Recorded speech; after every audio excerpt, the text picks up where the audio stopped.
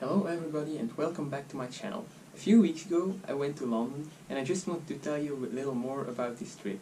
So, the trip started I think on the 23rd of April, so that day we had to get there first by bus and the ferry. Before we arrived at the hostel we went to Hampton Court Palace, the former residence of Henry VIII. It really is a huge castle, so obviously we couldn't see the entire building at once. So we only did the newer parts of the building. Too bad, because I would have liked to see the part built by Henry VIII. But yeah, it was a nice castle though. That evening we had the Jack the Ripper tour. Jack the Ripper was an infamous murderer at the end of the 19th century.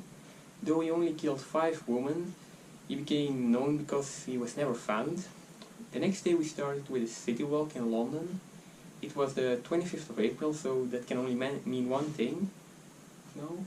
Anzac Day, of course. On this day the Commonwealth remembers the fallen soldiers of the Australian and New Zealand Army corpses. On that day, in 1915, the British landed on the Gallipoli Peninsula in Turkey.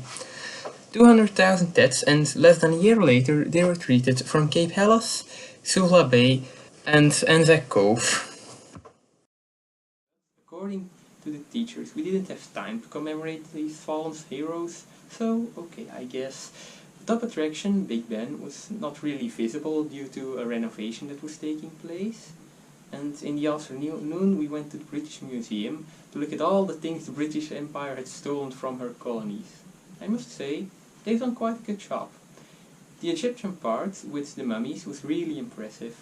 They also had a lot of famous objects like the Rosetta Stone and the famous bust of Homer, the Greek poet.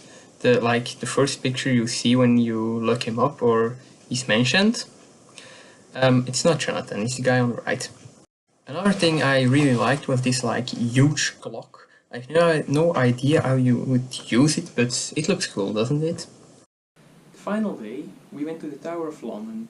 It lies in the kind of business district of the city, so you have a lot of modern buildings. Like on this picture you have the Shard with the HMS Belfast in front of it. The Tower Bridge was also obviously there because it's next to the tower. After that we headed back home. The last thing I want to show you is this tower we built on the boat back to Calais. It was like over a meter tall. So this is it for today. Leave a like and subscribe if you feel to. See you next time!